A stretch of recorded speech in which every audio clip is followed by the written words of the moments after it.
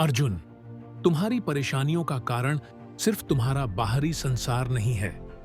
तुम्हारे मन में जो भ्रम और अशांति है, वही तुम्हारे भीतर के शत्रु हैं। तुम्हारा सबसे बड़ा शत्रु तुम्हारी खुद की इच्छाएं और अपने आप से असंतोष हैं। तुम स्वयं अपने सुख को नष्ट कर रहे हो, क्योंकि तुम जो चाहते हो वह तुम्हें बाहरी परिस्थितियों में ढूंढ रहे हो। तुमने देखा है कि जीवन में हर परिस्थिति अनित्य है। यह सब पल भर का खेल है। जो तुम्हें सुख और दुख का अनुभव कराता है, वह केवल तुम्हारा मन है। अगर तुम अपना मन शुद्ध कर लो, तो तुम देखोगे कि यह संसार तुम्हारे लिए स्वर्ग बन जाएगा।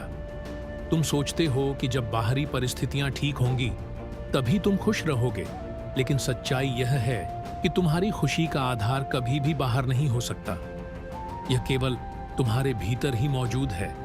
तुम्हें यह समझने की आवश्यकता है कि तुम किसी और के कारण दुखी नहीं हो। तुम स्वयं अपने मन और अपने विचारों के कारण दुखी हो।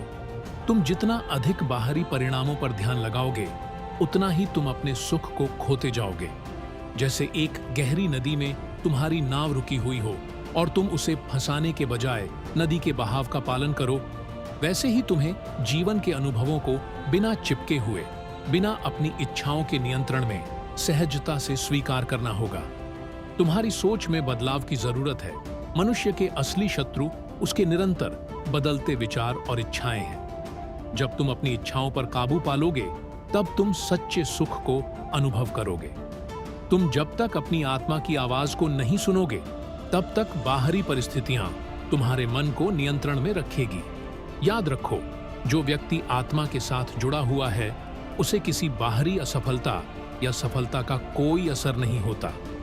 अगर तुम्हारे भीतर आत्मा की आवाज है, तो तुम कभी भी अपनी खुशी को नष्ट नहीं करोगे। दुनिया में जितना बड़ा युद्ध है, उतना ही बड़ा युद्ध तुम्हारे भीतर है। तुम्हारे भीतर जो द्वंद्व और संघर्ष है, वह केवल तुम्हारे अपने मन का परिणाम है। तुम जितना अधिक अपने भीतर शांति और संतुलन खोजोगे, उतना ही तुम बाहरी दुनिया में सच्चे सुख का अनुभव करोगे। तुम स्वयं के स्वभाव को समझो। जो तुम्हारे भीतर है, वही तुम्हारा असली स्वभाव है। इसे बाहर के विकारों और इच्छाओं से मत ढकने दो। जब तुम अपने स्वभाव को पहचानोगे, तब तुम देखोगे कि तुम्हारी खुशी कभी भी तुमसे दूर नहीं थी। याद रखो, हर एक परिस्थिति में तुम्हारे पास विकल्प है। तुम अपने दुख को गले लगा सकते हो, या तुम उसे स्वीकार कर उससे कुछ सीख सकते हो और अपने जीवन को आगे बढ़ा सकते हो। यह तुम्हारी सोच पर निर्भर करता है। तुम्हारा आत्मसंयम तुम्हारी सच्ची शक्ति है। यह जीवन तुम्हारी स्वीकृति और तुम्हारी आत्मा के अनुकूल चलने की प्रक्रिया है। जब तुम अपने भीतर की शांति और संतुलन को पालोगे, तो दुनिया तुम्हारे लिए अनुकूल हो जाएगी। तुम्हारे भीतर के युद्ध को समाप्त करो और अपनी आत्मा से जुड़ जाओ। तभी तुम्हें सच्चा सुख और शांति मिल सकती है।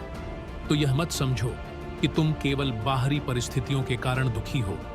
तुम अपने मन को समझो, अपनी इच्छाओं को नियंत्रित करो और आत्मा की ओर लौट आओ। तभी तुम देखोगे कि खुशी और शांति हमेशा तुम्हारे भीतर ही थी, और तुम उन्हें नष्ट करने वाले नहीं, बल्कि उन्हें प्राप्त करने वाले हो।